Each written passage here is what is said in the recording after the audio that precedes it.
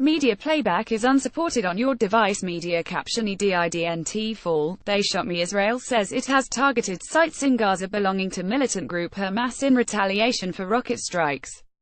Israel's military said it had hit weapons sites early on Saturday. 2 people died, a Gaza hospital said, bringing the deaths in Israeli strikes and gunfire over the past day to 4. 3 rockets were fired at Israel from Gaza late on Friday. Israeli-Palestinian tensions have risen since President Donald Trump recognized Jerusalem as Israel's capital. Wednesday's decision reversed decades of U.S. neutrality on one of the most sensitive issues between the two sides. Israel has always regarded Jerusalem as its capital, while the Palestinians claim East Jerusalem, occupied by Israel in the 1967 war, as the capital of a future Palestinian state.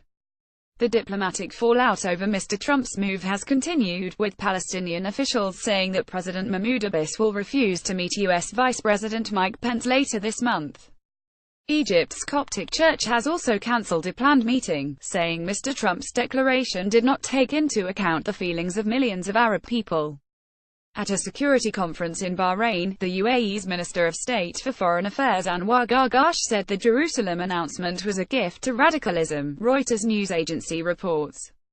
Frank Gardner: counter-terror efforts at risk. Media playback is unsupported on your device. Media caption on Friday, crowds gathered in Jerusalem's Old City to protest against Mr. Trump's decision. There have been fresh protests in the West Bank city of Bethlehem and in East Jerusalem. In other developments, Israel's Air Force followed a number of raids on Hamas sites on Friday, with more airstrikes in the early hours of Saturday, targeting weapons manufacturing sites, a weapons warehouse and a military compound, the Israel Defense Forces said. Gaza's Shifa Hospital says that 2 bodies of Palestinians were found under the rubble of a Hamas military site bombed by Israeli planes overnight, bringing the death toll in the past 24 hours to 4. 2 Palestinians were also killed in clashes with Israeli troops at the Gaza border. At least 217 Palestinians were also wounded, Palestinian medics say. Of the 3 rockets fired at Israel, Israel's military said it had intercepted one with its Iron Dome defense system. One was found on wasteland and another landed in Sderot late on Friday. No casualties were reported. Earlier on Friday, Fahi Hamid, a senior Hamas leader, said anyone seeking to move their embassy to Jerusalem was an enemy of the Palestinians. Speaking before the United Nations on Friday, U.S. Ambassador Nikki Haley said the U.S. recognizes the obvious that Jerusalem is the capital of Israel. She said the U.S. continued to be committed to achieving a lasting peace agreement, and accused the UN of bias, saying it has outrageously been one of the world's foremost centers of hostility towards Israel. Media playback is unsupported on your device. Media caption: US Ambassador Nikki Haley calls UN hostile to Israel. Israel will never be, and never should be, bullied into an agreement by the United Nations or by any collection of countries that have proven their disregard for Israel's security, Mrs. Haley said. Israel had deployed extra battalions to the West Bank in anticipation of violence after Palestinian leaders called for protests after Friday prayers. There were protests held elsewhere on Friday against Mr. Trump's announcement. Thousands of pro-Palestinian protesters held demonstrations in Jordan, Egypt, Iraq, Turkey, Tunisia and Iran.